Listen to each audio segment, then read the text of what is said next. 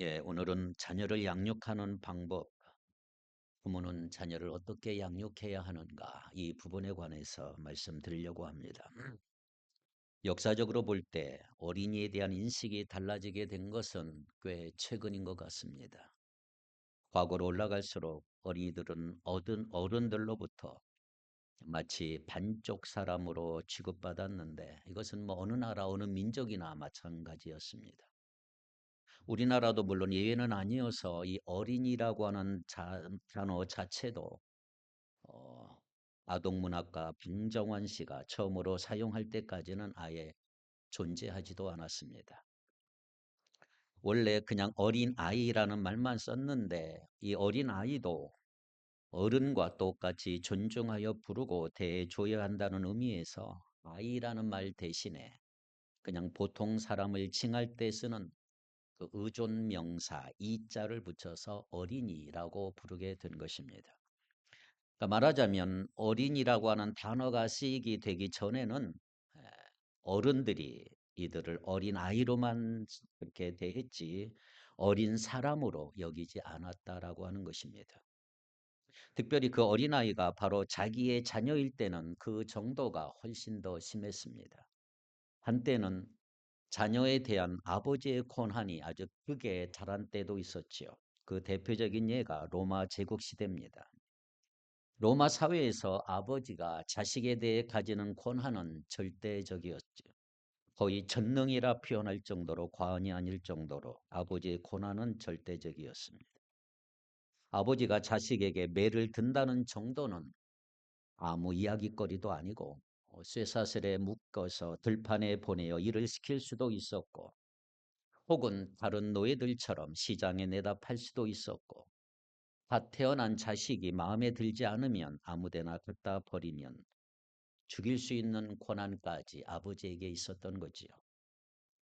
자, 그런데 얼마나 중요하냐면 이 사도 바울이 에베소서를 쓸 때 그 당시 시대적 사회적 배경이 바로 그런 시대에 에베소서를 쓴 것입니다. 아버지가 자녀의 생사 여탈권까지 쥐고 있었고 아버지가 자녀에 있어서는 절대적인 법과 권위 그 자체였던 그 무시무시한 시절에 사도 바울은 오늘 본문의 말씀을 에베소 교회 성도된 부모들에게 보내었던 것이지요. 지난주 말씀드렸지만 6장 4절 본문에 아비들아 이렇게 시작하고 있습니다. 아비들아. 꼭 아버지만을 의미하는 건 아니에요. 신약 성경에서 성도를 가리켜서 형제라고 말해요. 그런데 실제로는 형제, 자매를 다 포함하는 뜻으로 쓰는 것과 같은 이유지요. 마찬가지로 신약 성경에서 아버지라고 하는 단어는 실제적으로 부모, 양자를 뜻하는 경우라고 생각하시면 되겠어요. 성령께서 그 당시 사회 일반적인 부모상과는 전혀 다른 부모의 자세를 바로 오늘 본문을 통해서 에베소 교회를 향해 그리고 오늘날 모든 부모된 성도와 성도들에게 신자들에게 가르쳐 주고 있는 본문이라고 할 수가 있습니다. 자, 그렇다면 오늘 우리 기독 신자 부모, 예수를 믿는 우리 부모는 자신의 자녀를 어떻게 대하고 어떻게 키워야 할까? 대단히 중요한 문제입니다. 자녀를 양육하는 것은 부모의 역할을 하는 것을 의미하고 있어요. 자녀를 양육하는 것에 대해서 오늘 에베소서 본문은 이렇게 가르치고 있습니다. 자, 4절을 다시 한번 읽겠습니다. 에베소서 6장 4절입니다. 시작. 또 아비들아 너희 자녀를 노엽게 하지 말고 오직 주의 교양과 훈계로 양육하라. 성령께서는 우리들에게 명령하소서 양육하라 명령형이죠. 우리에게 자녀를 노엽게 하지 말고 주의 교양과 훈계로 양육하라 이렇게 명령하고 있습니다. 자, 그렇다면 오늘 우리에게 가장 중요한 사명 중에 하나가 있다면 자녀를 주님의 뜻 가운데 살아가도록 양육하는 것입니다. 그래서 오늘 어버이 주일에 이 부분을 좀 더 구체적으로 살펴보려고 그래요. 어떻게라고 하는 질문을 가지고 좀 적용해 보려고 합니다. 우리에게 주어진 명령은 이래요. 6장 4절. 먼저 너희 자녀를 뭐하지 말라. 노엽게 하지 말라. 너희 자녀를 노엽게 하지 말라. 자녀를 화나게 하지 말라. 이 명령이지요. 자, 그러면 여러분 이 명령을 들으면 어떤 생각이 드십니까? 부모가 자연스럽게 가질 수 있는 의문이 있다면 뭐예요? 어떻게 자녀를 화나지 않게 할 수 있을까? 자, 이 명령에 대해서 지금 우리도 이상하게 생각되는 부분이 있는데 이 명령을 직접 들었던 사람들은 과연 어떻을까요? 당시 배경과 문화 속에서 이 명령은 정말 충격적인 거예요. 자, 아까 말씀드렸지만 당시 로마에는 아버지의 권력이라고 하는 법 조항이 있었어요. 그래서 로마 시민인 남자는 가정에서 절대적인 권력을 행사할 수가 있었습니다. 아내와 자녀들은 남자의 소유였고 재산이었습니다. 아버지가 자녀를 노예로 팔 수가 있었고 심지어 죽일 수도 있었어요. 여러분 이 굉장히 중요한 그 당시 기록된 당시의 문헌이 발견이 됐는데 이런 말이 됐어요. 노마 아버지는 우리는 무서운 황소는 도살한다. 미친 개는 교살하고 죽인다. 병든 짐승은 죽여서 버린다. 그리고 약하게 태어나서 불고로 태어난 자식은 익사시킨다. 이런 충격적인 글들이 발견되고 있습니다. 내 마음에 들지 않는 자녀가 태어난다면 물에 빠뜨려 죽인다는 것입니다. 그때 자녀에 대한 사람들의 생각이 일반적으로 그래 했다 이 말이. 그런데 성경은 뭐라고 그래? 그때 쓰여진 바울이 쓴 그 에베소서는 뭐라고 그랬어요? 자녀에 대해서 뭐 하지 말라? 노엽게 하지 말라. 이렇게 명령하고 있다는 거지요. 자녀를 재산으로 아버지의 소유로 보지 말고 하나님이 허락하신 생명으로 보고 존중히 여길 것을 성경은 명령하고 있는 것입니다.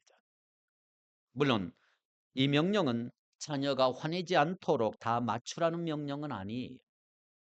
자녀는 죄의 본성에 따라 부모의 어떠함과 관계없이 화를 낼 수가 있습니다. 자녀들의 이기심과 욕심과 성숙하지 못한 마음과 잘못된 생각으로 자녀들은 얼마든지 화를 내며 살 수가 있어요. 이것은 부모가 받아주고 용납하는 것이 아니고 말씀에 따라 가르쳐야 하는 자녀의 죄라고 할 수가 있는 것입니다. 하지만 부모가 잘못된 목적으로 자녀를 괴롭게 한다든지 화를 부추기는 일은 부모가 말씀에 불순종하는 일이다라고 하는 것을 강조하고 있는 거예요. 조심해야 합니다. 부모가 자녀를 함부로 대하기 쉬운 거죠. 자녀에 대해서 생각 없이 막 대할 수가 있어요. 그런 태도로 부모가 자녀의 화를 일으킨다면 그것은 부모에게 잘못이라고 할 수가 있는 것입니다. 그래서 부모가 자녀를 노엽게 하는 것은 자녀뿐만 아니라 부모 자신도 죄를 짓는 것이다. 잊지 마십시오. 꽤 오래전에 60년도 훨씬 돼 영화 하나가 있어요. 제임스 딘 아주 잘생긴 배우가 주연한 자이언트라고 하는 영화가 있어. 혹시 보신 분 모르겠어요. 자이언트 60년이 됐으니까 아주 오래된 영화입니다. 자, 이 영화에 보면 조던 베네딕트라고 하는 사람이 아주 방대한 엄청난 큰 목장을 운영합니다. 이 사람은 이제 나이 막 3살 된 아들 조디라고 하는 아들이 있어요. 지금 태호만한 아들인데 말을 탈 줄 모른다 그래서 아버지가 막 화를 내는 장면이 나와요. 말 안장 위에 아들을 올려 태우고 이 아이는 무서워가지고 막 내려달라고 엉엉 울어요. 아버지인 조드는 이런 아들의 모습이 무척 못마땅하고 속이 뒤틀려요. 야 이놈아 나는 걸음마 시작하기 전에 말부터 탔어. 너는 왜 말을 못하니? 그러자 옆에 있는 아내가 이렇게 말합니다.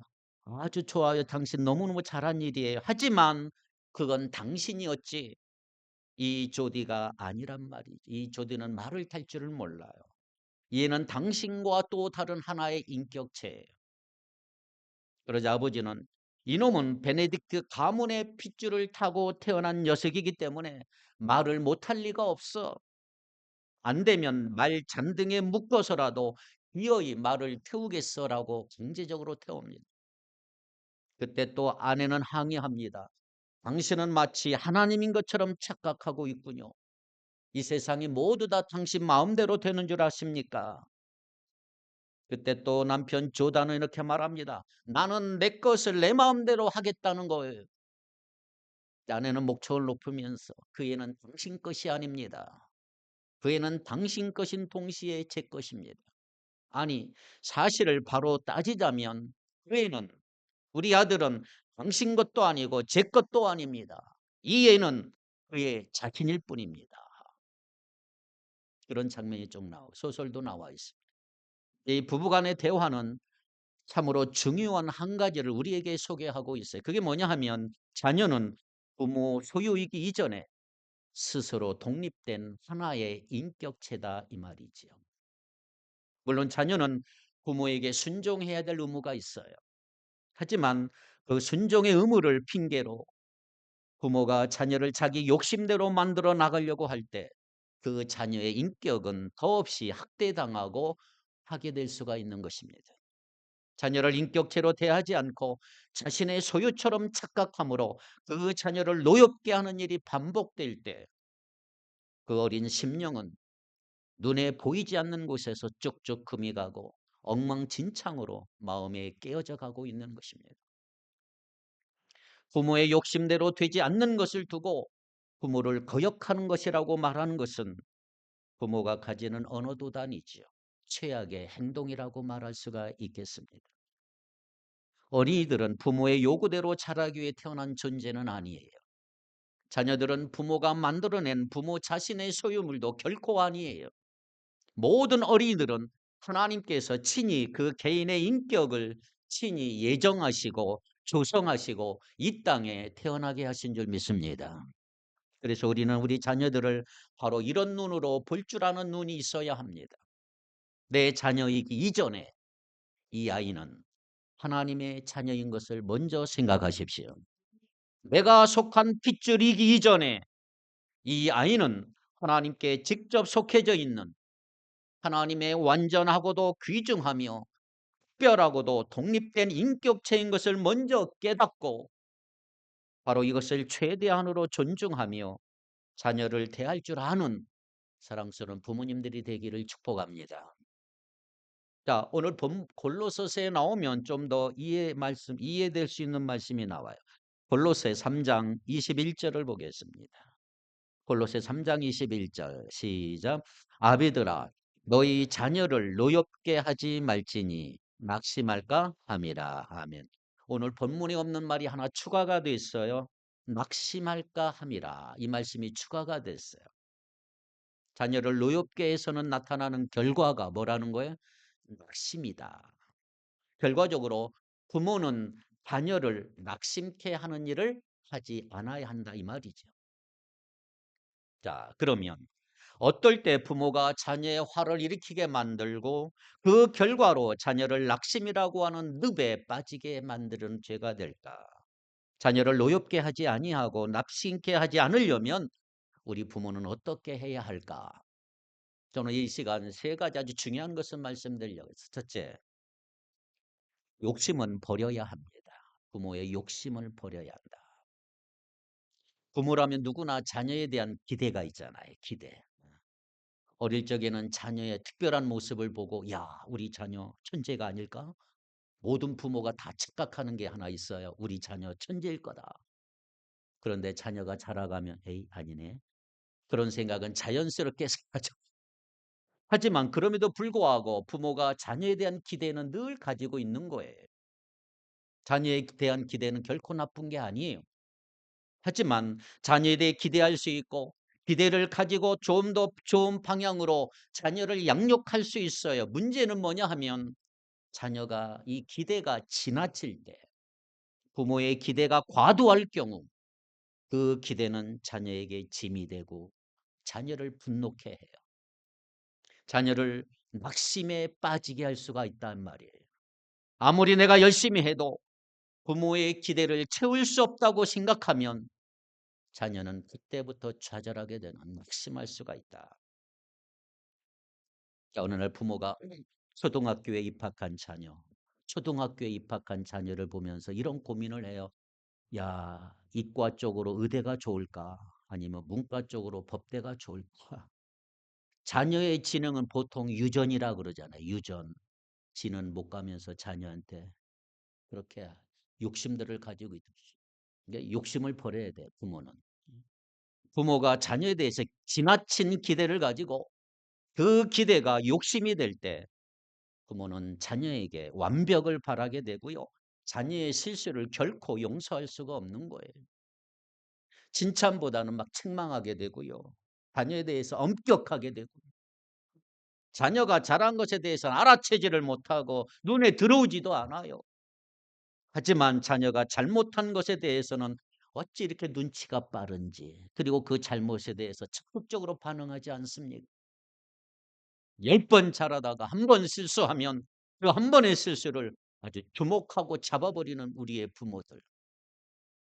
자녀가 성장하면서 자연스럽게 배워야 될 그 부분을 부모가 조바심을 가지고 기다려주지 못할 때 자녀는 낙심할 수가 있는 거지요.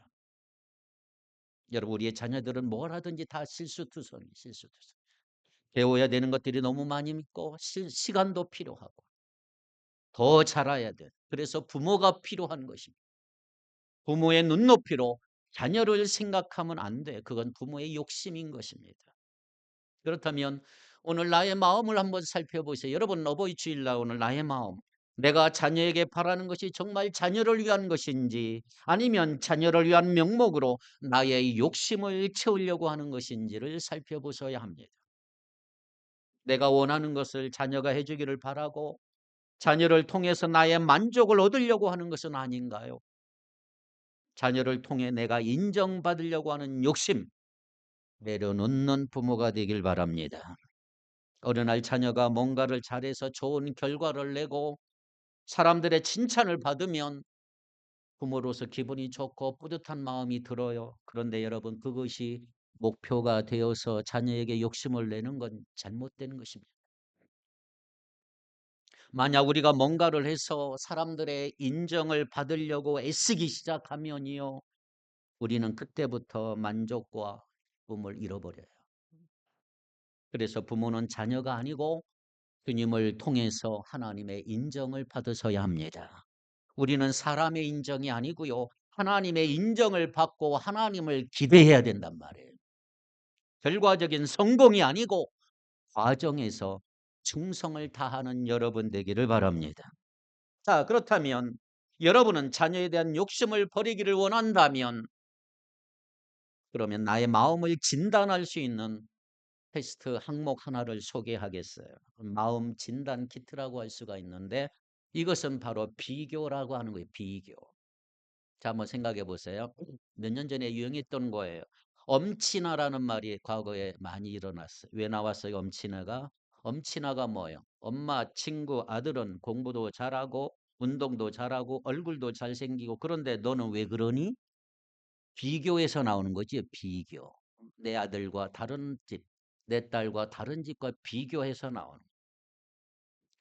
자, 우리 중에는 이렇게 노골적으로 비교하는 분은 없을 것입니다. 그런데 알게 모르게 비교라고 하는 함정에 우리는 잘 빠져요. 저도 빠질 때도 많아요. 예를 들어 자녀가 학교에서 100점 맞았어요. 잘한 거예요, 못한 거예요? 잘했잖아요. 그럼 부모가 시험 결과를 보고 어떤 말을 해야 돼요? 아, 참 잘했구나. 거기서 끝나면 되는데 근데 너희 반에 100점 몇 명이야? 이러면 자녀가 열받는 거예요, 이때부터. 또 하나 더 비교해 볼까요? 백설공주 연극을 준비해서 발표합니다. 내 자녀가 맡은 역할은 7 난쟁이 중에 세 번째 난쟁이에요. 기분이 어때요? 자녀가 엄마 나 세 번째 난쟁이를 맡았어. 그럼 엄마가 무엇을 물어볼까요? 백설공주는 누구니? 물어보는 거예요. 너는 왜 백설공주가 못 돼? 우리는 다른 사람과 비교하면서 만족을 얻을 때가 너무 많은 거예요. 너무 많아. 하지만 진정한 만족은 비교가 아니고요. 사람이 아니고요. 주님께 있는 거예요. 주님께. 우리는 주님으로 만족할 수가 있는 거예요. 할렐루야. 그러니 자녀를 통해서 사람들의 인정과 만족을 얻으려고 비교하지 마세요.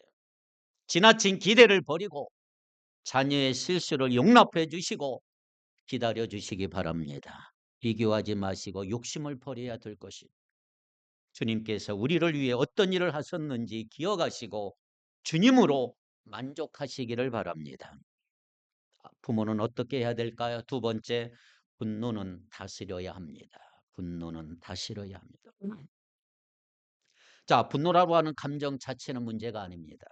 하나님도 분노하셨고 진노하셨고 예수님도 화를 내셨어요. 분노하셨어요. 분노는 자체는 죄가 아니에요. 사람 하나님의 형상으로 지음받았기 때문에 때에 따라 사람은 분노할 수가 있어요. 그래서 분노에 대해서는 중요한 두 가지가 있는데, 첫째는 내가 무엇 때문에 분노하느냐, 이걸 아셔야 되고, 두 번째, 어떻게 내 분노를 표현하느냐, 이것이 중요한 것입니다. 하나님은 죄에 대해서 분노하세요. 예수님은 성전이 강도의 소굴이 된 것을 보고 분노하셨어요. 하나님의 선하심과 그 뜻이 무시되는 죄에 대해서 하나님은 분노하셨어요. 그래서 우리도 죄에 대해서 분노할 수 있어요. 이것은 정당한 반응이에요. 정당한 반응. 하지만 문제는 많은 경우 우리는 다른 이유 때문에 분노한다 이 말이에요.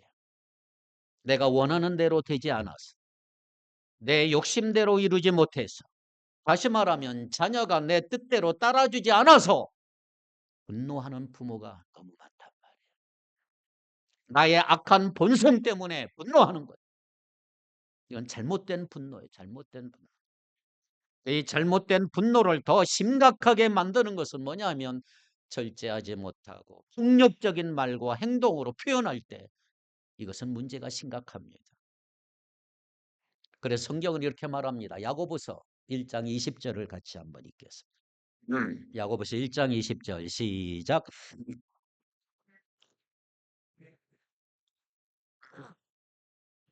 사람이 성내는 것이 하나님의 의를 이루지 못함이라. 여러분, 자녀를 대할 때 늘 이 말씀을 생각하셔야 합니다. 자녀에 대한 화를 내는 것은 하나님의 의를 이루지 못해요.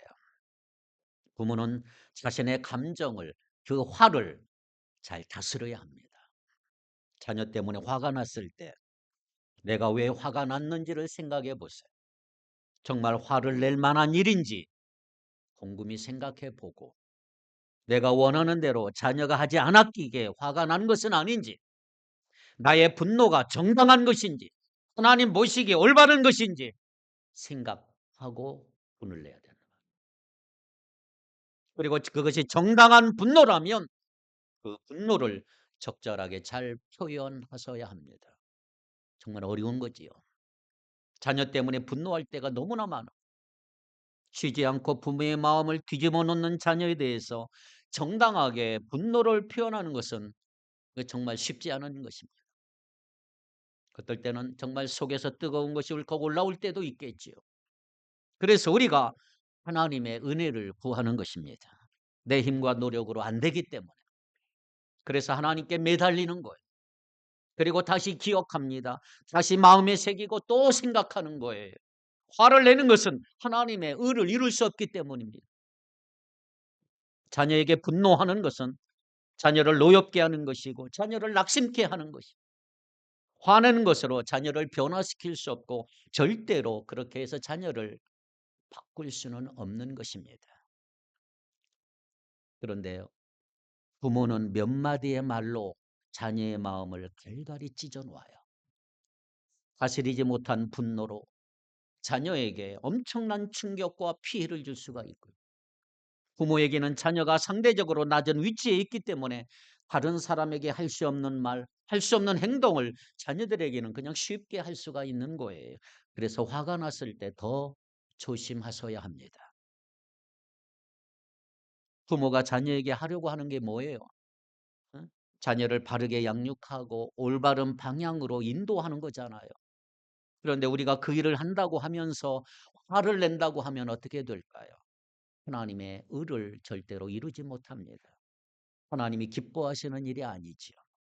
하나님이 기뻐하시는 일은 하나님이 기뻐하시는 방법으로 하십시오. 자녀의 잘못을 다루면서 부모가 화를 낸다면 아무리 의도가 좋고 다른 목적으로 한다 할지라도 잘못된 것입니다. 좋은 것이 있다면 그것이 정말 좋은 것으로 전해질 수 있도록 전달하는 방법도 좋은 것이어야 돼요. 좋은 것을 좋은 방법으로 전하기를 바랍니다. 자녀가 좋은 것을 좋은 것으로 느낄 수 있도록 만들어야 그것이 부모가 해야 될 역할이란 말이에요. 아무리 좋은 것 가르친다고 할지라도 화를 내면서 그 일을 한다면 소용없는 일이라고 하는 것을 기억하셔야 합니다. 화를 내면서 진리를 가르치지 마세요. 분노하면서 훈계하지 마세요. 화를 내는 건 습관이라는 걸 여러분 아십니까? 화내는 사람도 습관이죠. 고쳐야 합니다. 자녀를 대할 때 화를 내지 않도록 훈련하십시오.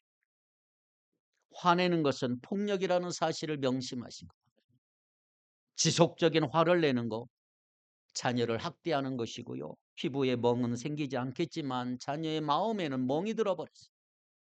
자녀에게 화가 났을 때 먼저 심호흡도 하시고 약간의 브레이크 타임을 가진 후에 다시 자녀를 대하는, 훈육할 때는 화를 빼고 좀 담백한 태도로 말이죠. 자기 분노를 다스리지 못하는 부모는 결코 자녀를 다스릴 수가 없는 것입니다. 부모는 어떻게 해야 될까? 세 번째, 사랑은 바르게 해야 합니다. 한번 따라합시다. 사랑은 바르게 하자.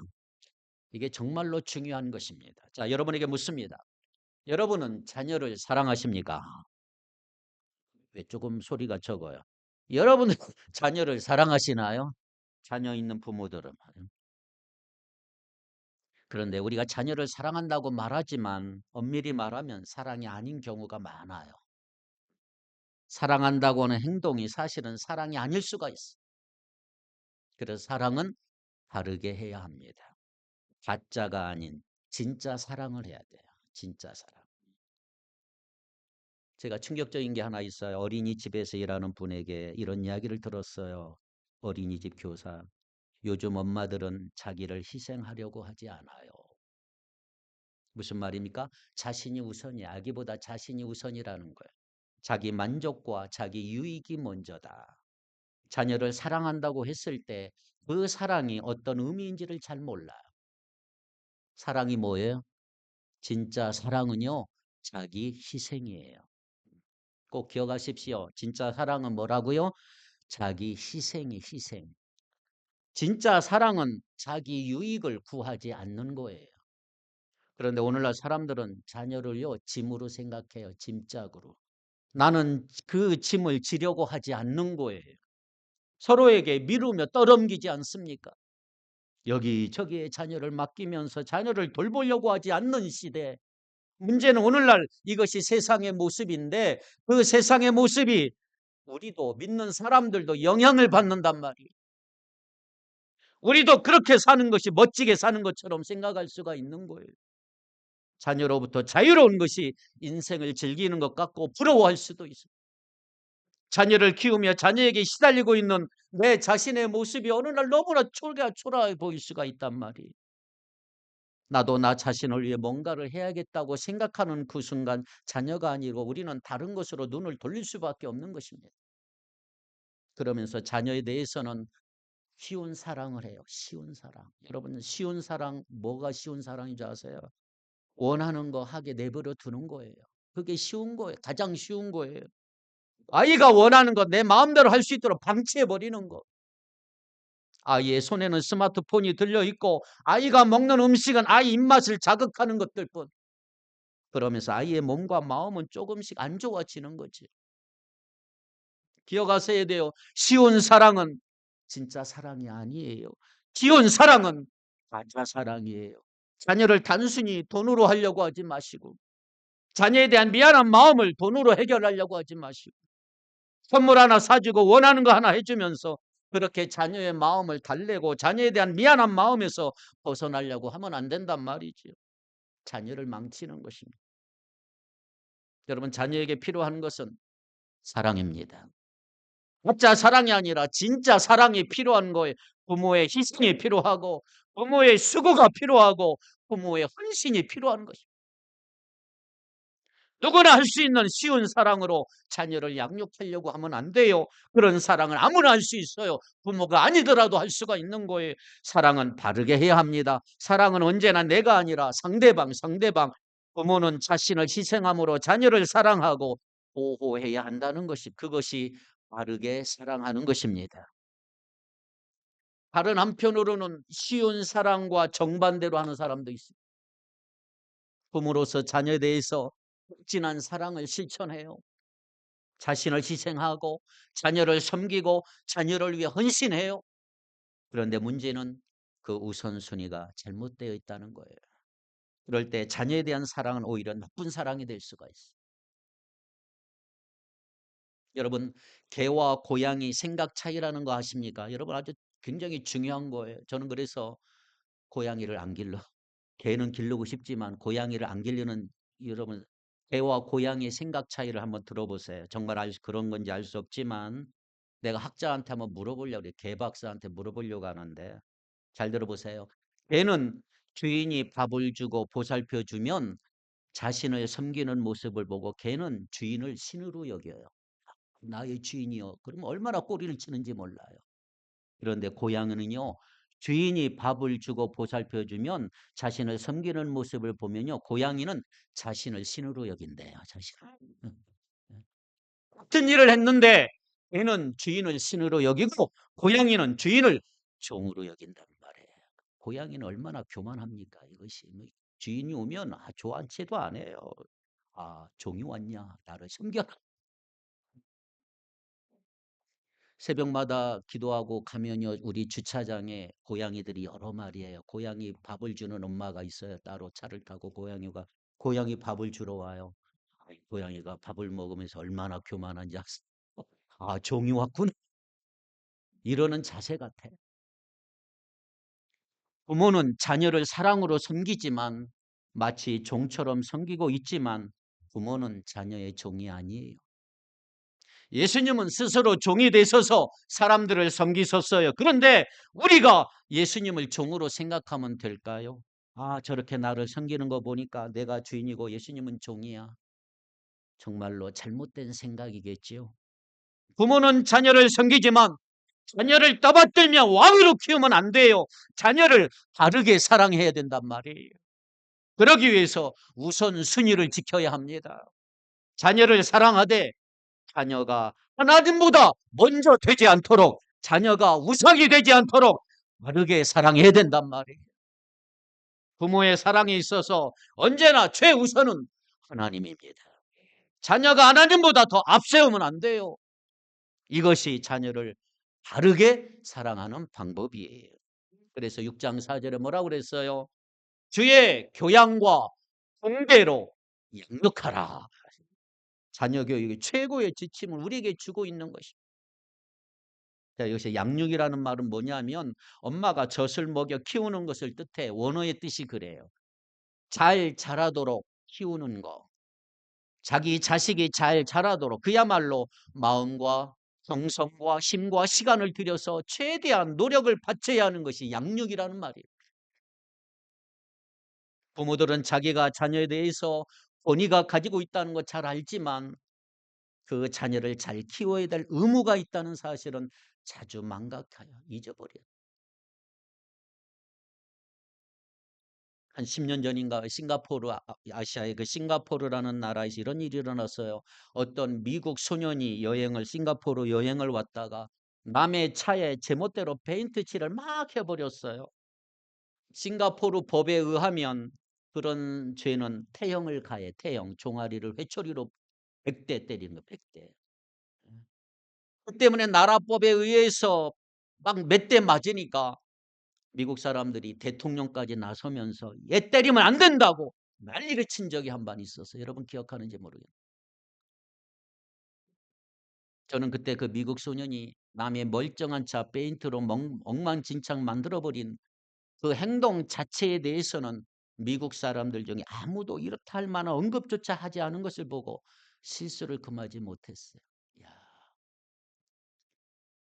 로이드 존슨이라는 사람이 이렇게 말합니다. 만일 어떤 부모가 그들이 꽃을 키우거나 동물을 기르는 만큼이라도 자기 자식에게 신경을 쓴다면 그 결과는 크게 달라질 것이다. 정말 그럴 것 같지 않아? 여러분, 매일같이 꽃이 실어졌는지 잎이 싱싱한지 주의 깊게 살펴보면서 물 주고 거름을 주는 사랑과 정성으로, 혹은 애완동물을 키우느라 시간과 정력과 돈을 들이는 것처럼 자녀 양육에 그만큼이라도 좀 더 마음과 힘을 쏟으면 정말 우리 자녀들의 자라는 정도와 질은 많이 달라질 거란 말이에요. 어떤 양육이 돼야 될까요? 우리는 오직 주의 교양과 훈계로, 주의 교양과 훈계로. 여기 교양이라고 번역되어 있는 단어, 훈계, 훈련, 징계라는 말이에요. 규율과 징계를 사용한 엄한 교육. 훈계라는 말은 타일러서 잘못이 없도록 주의를 주고 매질을 하고 타이르는 것, 그것을 훈계라 그래요. 이런 엄한 교육의 필요성을 성경은 여러 곳에서 말하고 있는, 자녀 교육에 있어서 꼭 필요한 요소. 저희도 두 아들을 세우면서 어릴 때 잘못하면 꼭 종아리를 때렸어요. 엄마가 때리지 않고 아빠가 때렸어요. 제가 때렸어요. 제가 때렸어요. 몇 대? 기태는 5대, 기원이는 꼭 2대. 몇 대 맞을래? 꼭 잘못하면 맞아야죠. 근데 요즘에 때리면 잡혀가잖아. 부모도 잡혀가 요즘은. 잠언 13장 24절 한번 읽어보세요. 잠언 13장 24절. 시작.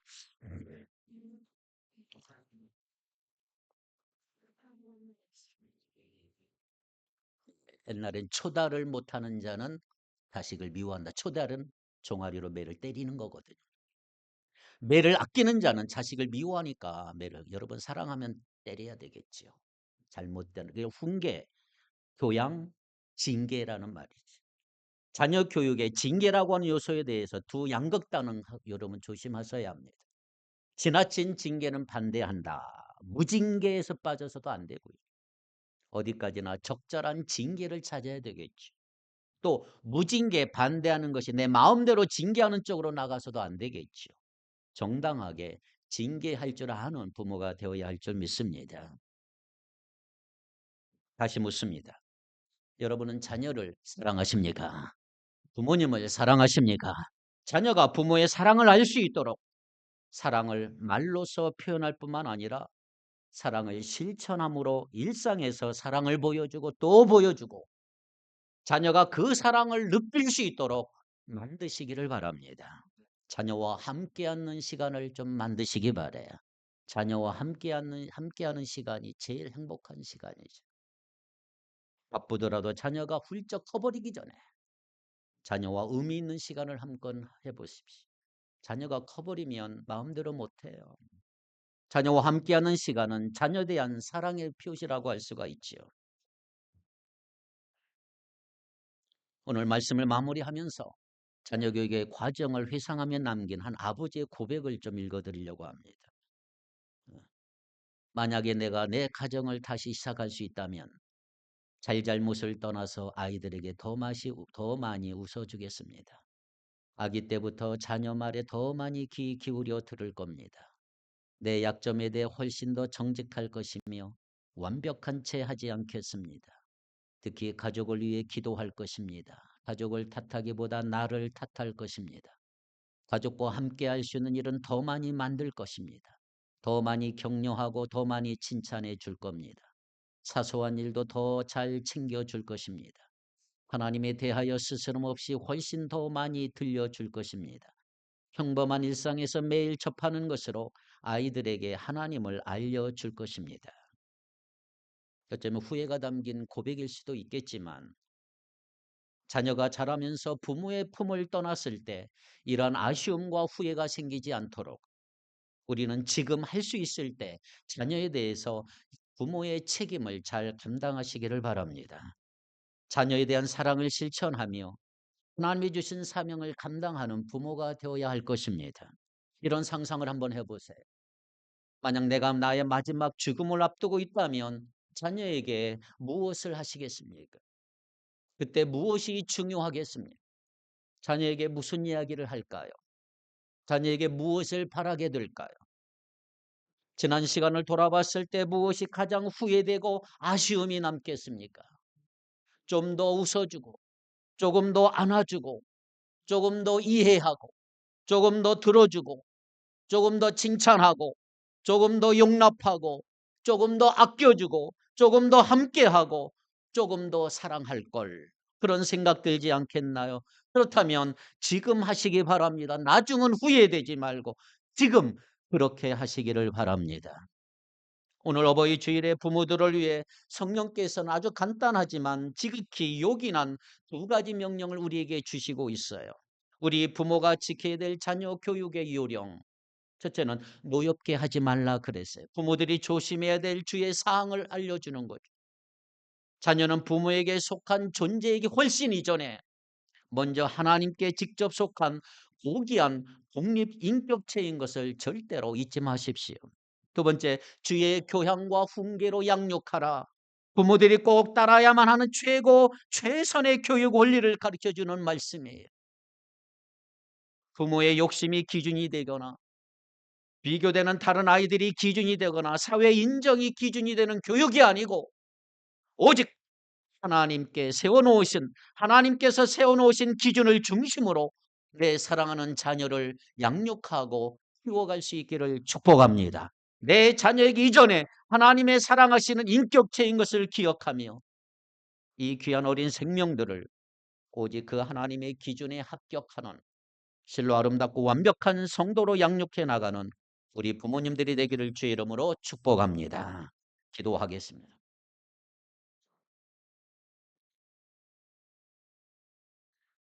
거룩하신 하나님, 어버이 주일을 맞이해서 부모가 되는 영광과 은혜를 주시니 감사합니다.